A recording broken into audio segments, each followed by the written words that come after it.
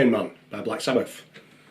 This power chord riff from the Riff Master, Tony Iommi, that's the guitar player from Black Sabbath, features some tricky sliding power chords. This is a great technique to slowly work on and get under your fingers in the early stages. I'll explain power chords in a separate video, but basically when we're talking about power chords, we're talking about chords that have actually been reduced to just a couple of notes, or maybe 3 notes, rather than a full 5 or 6 note chord. The reason for doing that, just really simply, is the fact that when you're playing with a heavily distorted guitar sound, like I am at the moment, if you play a full chord with all the 5 or 6 notes in it, it can sometimes sound a little bit muddy or messy. So, as an example, if I was to play an A major chord, I've got a lot of distortion on there, a lot of different notes ringing out, especially if I start moving that chord and playing full chords, it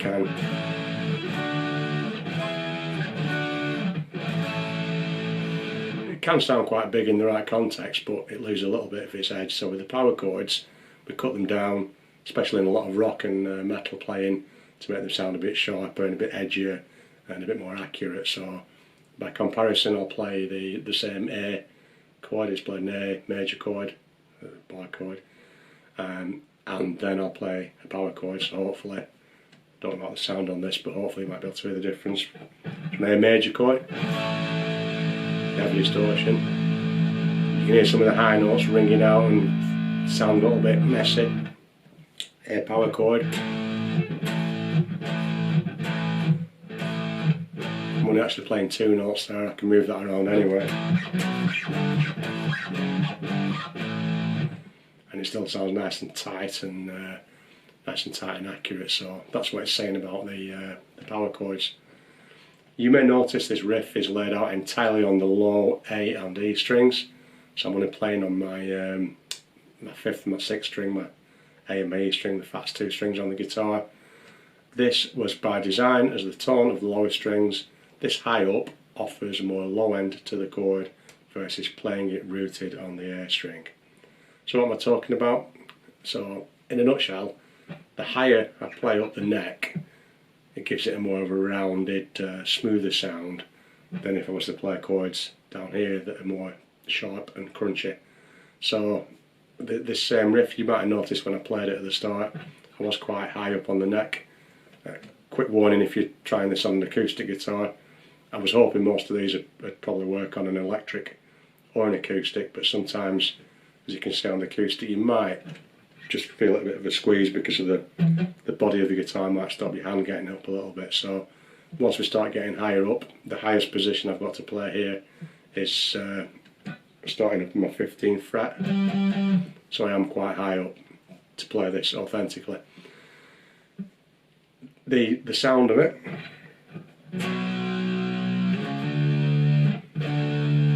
those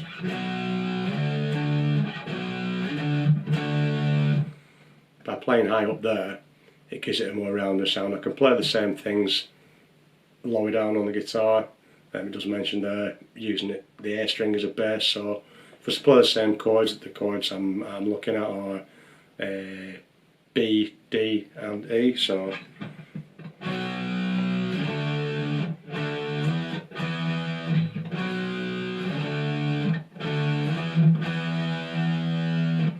that's a little bit more sort of in your face, more of a treble A sort of sharper sound, not sharp in pitch, but sharper as in piercing sound, whereas the higher up I play, they sound a little bit more smooth and rounded. Gives it a bit more of a darker tone, which is something that's quite commonly found in Tony Iommi from Black Sabbath playing. That's one of the things that gives a lot of his riffs that dark, don't know if I'd say sinister, but heavy metal, dark sort of feel to them. So by playing it up there, it's giving it that sound. If you run out of frets, if you can't play up there, if you want to do it on an acoustic or for whatever reason, then you can play the same riff using the A string and the D string. If I'm not going to try and record it that way at this moment, but if anyone wants to wants me to do that, just leave me a comment and I'll reproduce it so that it's suitable for the acoustic guitar. One of the key things in this riff is the idea of sliding. That's something else. I'll do a separate video on sliding notes, but it's a bit like the Satisfaction riff from this series, where we used pull-offs.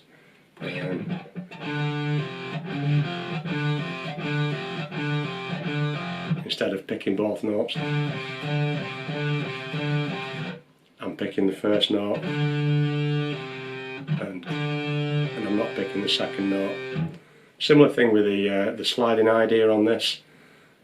On the second bar of the tab, if you look at the tab, which again I'll provide, the start of the second bar, when we're up in the high position, we're actually picking the first chord and then sliding down to the second chord. So in this case, I'm going to strum or pick that chord,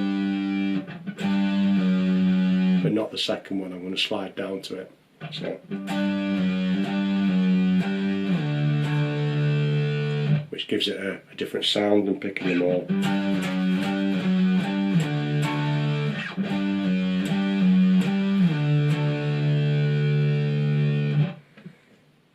In terms of your left hand technique or your fretting hand technique, you're doing exactly the same thing as if you were strumming or picking each note. It's only the picking hand techniques are different. We're going to hit the note or the chord just once the first time and then slide our hand down to the correct position.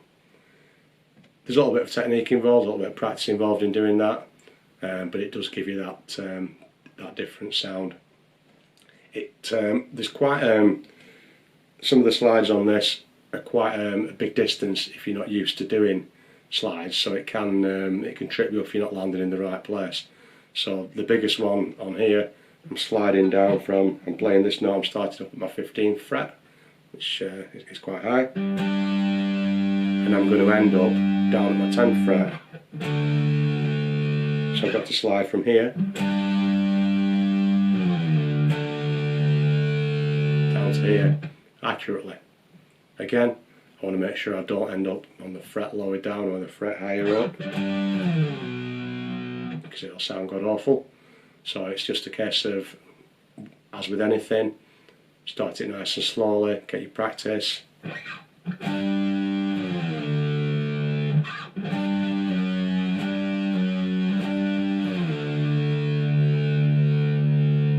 Before you try and...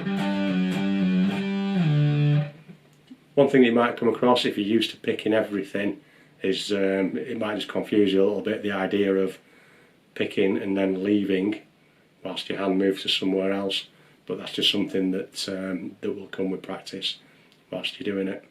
These little power chords, I'm playing across two strings. I'm playing one note on my E string and one on my A, so the very first chord, the B chord in this riff, I'm playing 7th fret on my E string, my 6th string. I'm playing 9th fret on my A string to make up the chord.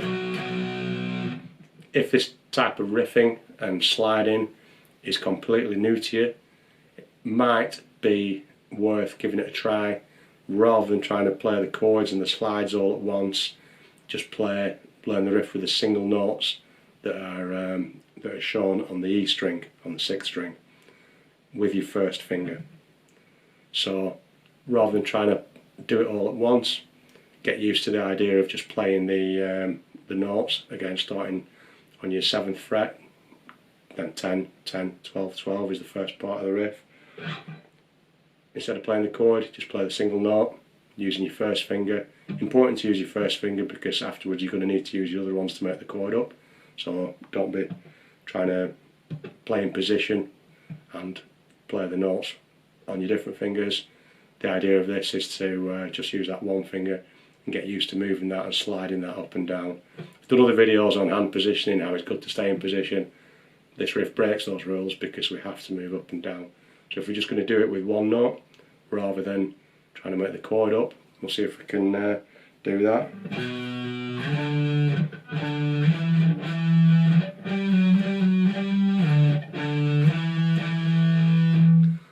practice it that way. Again, slow it down.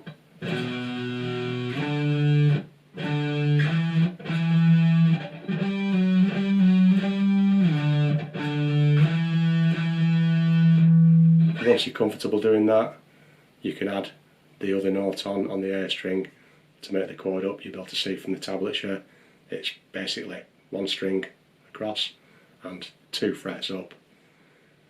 In terms of putting the chord together, what finger do you need to use to play the other note?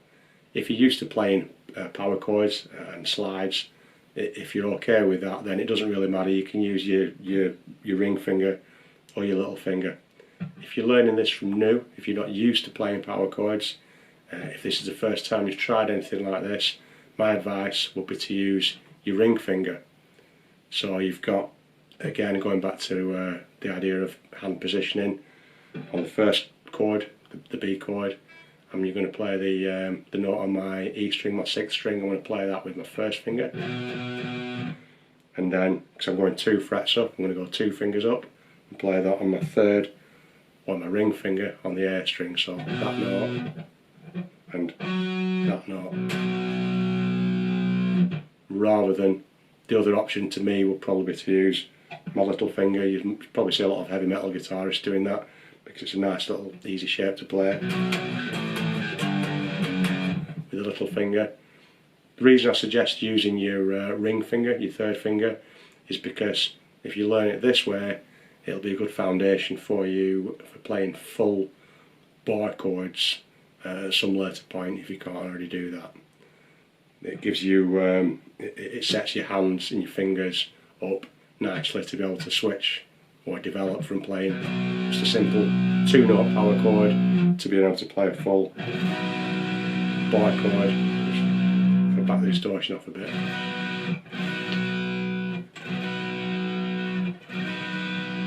You can hear the full chord. If I was to use my 4th finger, my pinky, to make the chord up, I can't get my other fingers in the right position to play the full bar chord. You don't need to play the bar chords for this riff, but by doing it this way, by learning it this way, it gives you a starting point, you know, a step on the ladder towards being able to play bar chords. So take it slow, make sure your slides are nice and accurate, you're hitting the right frets when you go in. It's no different from moving your hand to strum the chord, but you need to sort of disassociate the strum from the chord you're going to play when you come to the sliding.